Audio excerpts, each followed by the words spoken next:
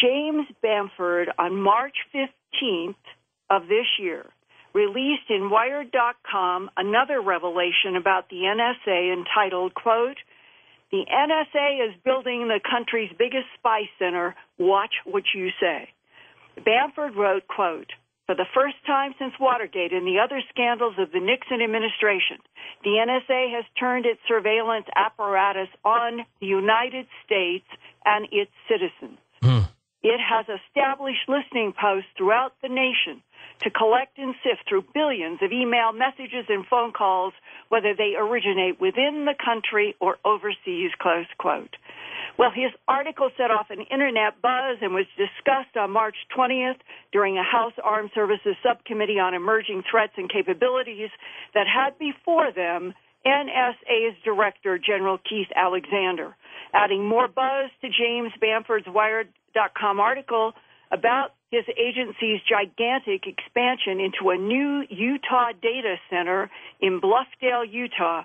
General Alexander told the subcommittee, quote, "The NSA is not authorized to do warrantless wiretapping, nor do we have the equipment in the United States to collect that kind of information," close quote.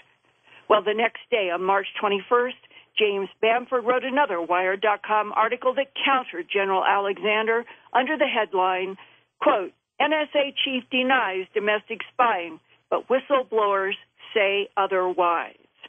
And on March 25th, I talked with James Bamford at his London home about the insider source he had for the alarming details about the 1,000,000-square-foot Utah data center now under construction and scheduled for operation in September 2013 that will have the ability to capture and store, quote, "all forms of communication, including the complete contents of private emails, cell phone calls, Google searches, as well as all sorts of personal data such as parking receipts, travel inquiries, bookstore purchases, and other digital information," close quote.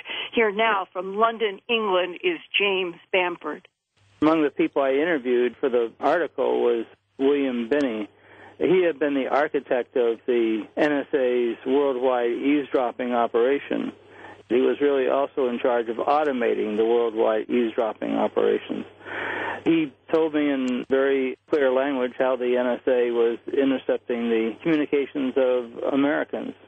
And in fact, you describe in your Wired article when he is talking to you and held his thumb and forefinger close together and said, quote, "We are that far from a turnkey totalitarian state," close quote.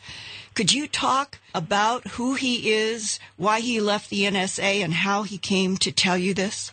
William Binney worked at NSA for almost 40 years. He's a crypto mathematician making and breaking codes.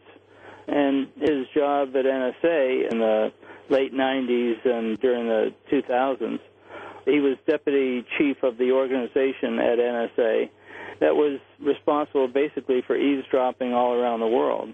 And he was the technical director. He was the one who helped create the system that made that possible. And he also was the founder and co-director of an organization known as the Signals Intelligence Automated Research Center, SART. That organization was responsible for taking the worldwide eavesdropping network and automating it so that information could be picked up automatically and sent back to NSA.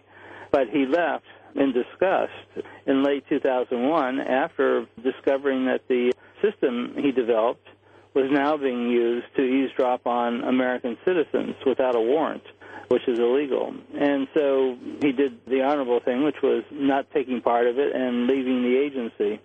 And then he was quiet for many years about this, and then finally decided when I was doing this article for Wired to explain the system and how it worked. So he is a person who certainly would have inside knowledge when he says we are close to a, quote, turnkey totalitarian state. How has this happened? Well, it's happened because after 9/11, the Bush administration decided to weaken the laws and go around the laws and to begin turning NSA's giant ear that was always focused outward since the abuses of the Nixon administration and turn it inward. That was all done illegally and secretly by the Bush administration until December of 2005 when the New York Times made the revelation. And then after that, some of the reforms were put back into place, but they were in much weaker form than they were originally. Today, there's still no real accountability for NSA. They're not called before Congress and asked questions about how they do their work, how many people are targeted, how many Americans are there.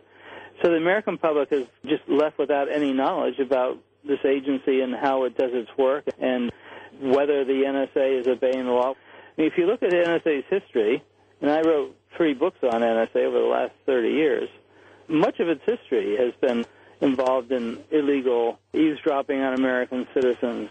The NSA was formed in 1952 until 1975. During that entire period of time, NSA was illegally eavesdropping on American communications. They were reading every telegram that came into the United States or went out of the United States, went through the United States during that entire period in an operation called Operation Shamrock. Again, without any warrants, not a single warrant. They were also eavesdropping on telephone calls, anti-war protesters and so forth, again, without a warrant. And that was until 1975. And then there was this period from 1975, or actually 1978, when the Foreign Intelligence Surveillance Court was created.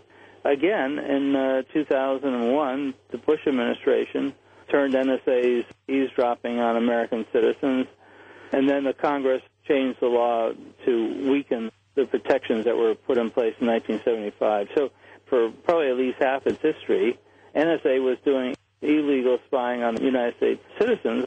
The American public has to wonder what this agency is, and it's never had more power than it has today because of the technological capabilities.